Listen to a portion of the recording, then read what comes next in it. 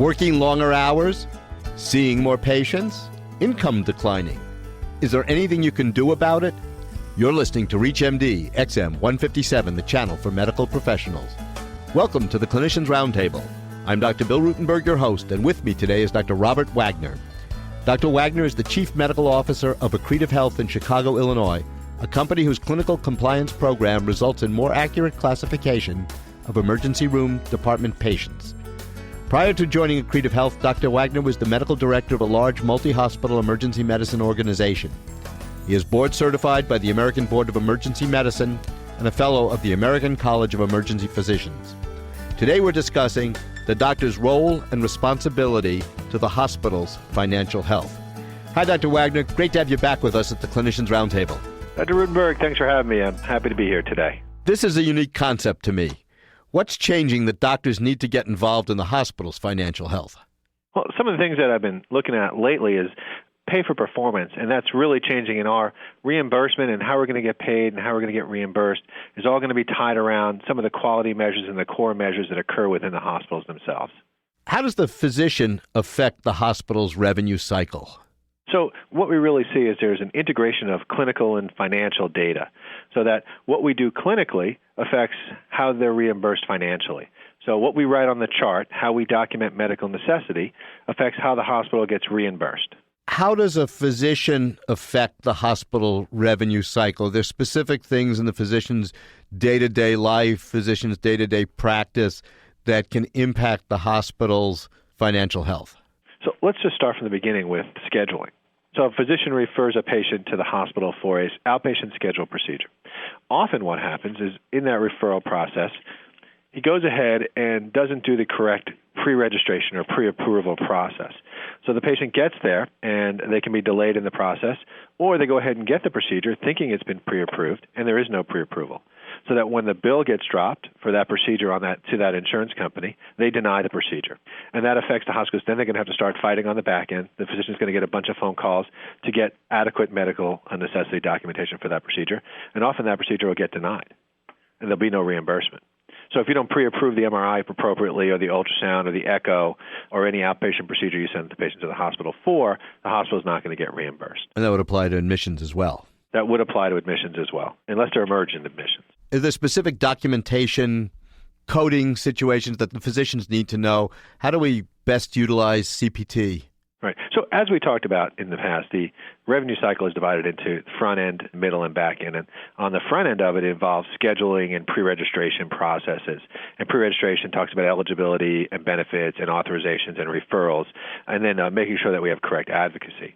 The billing and coding fits into the middle portion of the cycle, which is in the health information management portion of the cycle. And what's become important is how we document really influences the DRG. So what we say influences how the hospitals can get reimbursed, especially with the new medical severity DRGs. And they are exactly what's going on with the medical severity DRG? The new DRG system has expanded the number of DRGs by 20%. And in these DRGs, they're divided into the standard DRG. Well, let's use CHF. There's just CHF. There's CHF with a comorbidity or complication, a CC. And now they have what's called MCCs, which are major comorbidities and complications. So for your typical CHFer, if you put them in and say CHF, you'll get paid a certain amount of money. But if you document acute decompensated systolic congestive heart failure, you'll get paid somewhere between $3,000 and $4,000 more for that hospitalization, just by writing that little bit. Whose job is it to make sure that that gets written in the chart? That's ours. That is our job to do that. Nobody else can make us or have us do that. Right now, it falls on the case managers. It may fall on a clinical documentation specialist within your hospital if your hospital can afford one or has taken upon that process. Often there's firms out there that will come to your hospital and give you a lunch and learn or a breakfast segment where they give you a 1-hour slideshow and say, these are the important points to hit. It doesn't stick. Most docs will do it for a couple of days or maybe even a couple of weeks, and then they'll just write acute CHF because we're used to doing it that way, and it's never affected our reimbursement. Why are the doctors so unaware of the differential reimbursements? I mean, you think it's your bread and butter. You'd have to know it. Well, we don't get paid differently. Our E&M code doesn't change. So we get paid for our level 4 coding for an admission. We get paid for our rounds daily. We get paid for our interpretation of the EKG or the echocardiogram.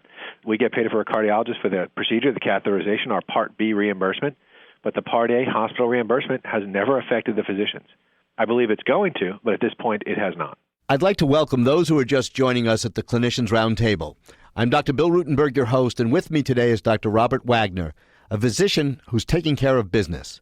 We're discussing a doctor's role in your hospitals and your practice's financial health. So really it comes down to, until we get paid for what we write, that it's not going to change? Right. So we are, in a way, when we document in our offices, we have to document a certain number of review systems, a certain number of systems, and do a certain degree of medical complexity for our E&M codes, correct? But in the hospital, we have to do the same thing and the same documentation to make sure the hospital gets reimbursed. But it hasn't affected our reimbursement, and as far as we understand it, it doesn't affect our patients. And so, therefore, it hasn't affected us, and we haven't focused on that. As we move forward and you look at it closer, it affects both our hospital's financial well-being. As we move forward into the next couple of years and as reimbursement changes, it's going to affect our reimbursement. And if you look at it really closely, it affects patient care. I'd like to talk about that a little bit, if I could. Yeah, please, go right ahead. So when you take care of a patient and you don't document adequately, and you don't write really what's going on, and you don't fill in all the blanks, the next guy that comes and sees that patient, your consultant, doesn't have all the information he needs. The patient gets tests repeated, things done over and over, maybe not the correct diagnosis is placed. Maybe they don't have the correct things done to them overall because the documentation wasn't fully documented. You didn't write the things down. Medicare has a whole bunch of quality indicators that they want us to do now that we're being pushed to do. It's all for the benefit of the patient. It's to improve the quality of care for our patients. I believe, Bill, that if you take care of the patient and do excellent patient care, just the top-of-the-line, best possible patient care, and you document the same way. You do the best possible documentation to document all the great things you've done for your patient. Then you will get the best possible reimbursement for both you and the hospital. The patient will get the best possible care that they could possibly get. And overall, the system will operate at a much, much higher level. Are there templates available if somebody wanted to look at documentation based on DRG? What are the key points? How does the doctor learn about this? A lot of that documentation is on the CMS websites. There's tons of smaller companies and larger companies that do clinical documentation specialist coding. They'll come and they'll teach you how to document. They'll infuse some management within your system. That's usually done through the hospitals. But you said that doesn't really stick. It doesn't stick unless you have somebody kind of, it's a carrot and stick thing.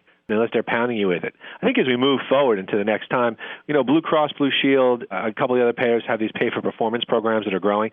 Even if you look at now, Medicare has pay-for-performance programs where they'll pay you up to 1.5% more of your total reimbursement based on doing just a few small things. A lot of those are health prevention and disease management things to keep the patients out of the hospital. Does the physician partnering with the hospital by doing better documentation, by doing better billing, or by doing better scheduling and pre-registration, does that give the physician any kind of clout in negotiating with the hospital for a bigger piece of the pie? A lot of physicians are employed by hospitals. There are hospital IPAs that are pretty much owned by the hospital, and the doctors are salaried in these large groups. Will they have any kind of more clout by saying, we're doing a better job, we're bringing in more revenue, therefore, when you get the bulk check, let's divide it a little differently here?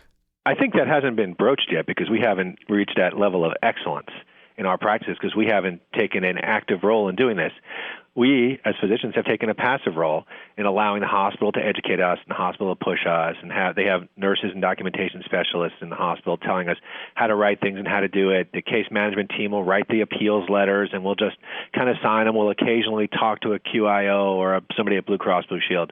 We've taken a passive role to this, and there are very few physicians who have taken an active role in this process. I think as we move forward and take an active role, looking at how we can share in the reimbursement would be an interesting thing to look at. And again, the most important thing, Bill, is that our patients get better care, less redundancy. What will stimulate physicians to take a more active role? I think we need to look at what's going on overall. If we look at the care of our patients and the quality of care they receive in the hospitals, I think it's important for us to understand that we need to make sure that they're pre-registered and that they have all the things they need so that they don't have an increased financial burden. When we really look at that and see that, I think that'll incentivize a large portion of us who really, in the bottom line, really just care about our patients. I think we all sort of sit back and look at our Hippocratic Oath and go, above all, do no harm. The patient comes first. And when we look at that and look at by doing the right thing, by pre-registering them, making sure that all the documentation is there that needs to be there for the patient and for our consultants, we'll see that as we improve the quality of care, we improve both how the patients do in the long term and our financial reimbursement, we will get more involved. Let me take this one step further. We're looking at different models of healthcare, consumer-driven healthcare, a national healthcare. Which is going to work better in terms of having the doctors actively participating, actively caring about the outcomes of their patients to maintain that activism? And I'm an advocate of patient-driven healthcare. I think as our patients become more educated, as information becomes more ubiquitous, and our patients get smarter, I'm sure you've had patients come to you with internet printings and saying, I want this medication, I want this medicine, look at this and look at that. They're questioning a little bit what we do. And so as that drives forward, we're going to have to partner with our patients to manage their health care. And as we do this, we become greater as patients advocate for themselves rather than just let us take care of them. We're going to have to begin to advocate more for them within the hospital system and within healthcare as a whole, rather than allow administrators and politicians to run the system. Yeah, because it really seems to me that looking at this, one of the problems that you've sort of brought up is that the doctor sort of never sees the bill. And you don't know what the patient is actually stuck with at the end. And if we go on to a national healthcare system, it's even going to be further out of the doctor's eyes. All we're going to know is that we're going to get paid something and the patient has to deal with the rest, or maybe it'll all be covered. Whereas if we really are faced with the fact and have to look at what's the patient stuck with bottom line because I didn't document or I repeated a test unnecessarily, that unless that happens, we really won't achieve the kind of quality of healthcare that you're looking for. Right. I mean, we are definitely not a streamlined process at all. I mean, I'll give you an example. I have a friend who was just feeling sick and went to an emergency room and had a workup that included a SED rate. He went to his physician the next day, and the physician repeated all those labs and the SED rate, even though the patient told him that he had done all those things. It wasn't well documented. The documentation wasn't transferred to that physician. The patient didn't have his own personal health record to carry with him from physician to physician. It wasn't patient-driven, patient-centric healthcare.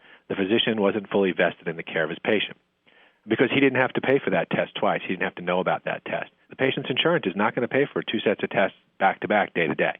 I'd like to thank Dr. Robert Wagner for being my guest. We've been discussing your role and responsibility for your hospital's revenue cycle and your own financial health. I'm Dr. Bill Rutenberg. You've been listening to the Clinicians Roundtable on ReachMD XM 157, the channel for medical professionals. We welcome your comments and questions. Please visit us at reachmd.com and explore our on-demand and podcast features, which gives you access to our entire program library. Until next time, I wish you a good day and good health. Hi, this is Dr. David Grimes, Clinical Professor of Obstetrics and Gynecology at the University of North Carolina School of Medicine. And you are listening to ReachMD XM 157, the channel for medical professionals.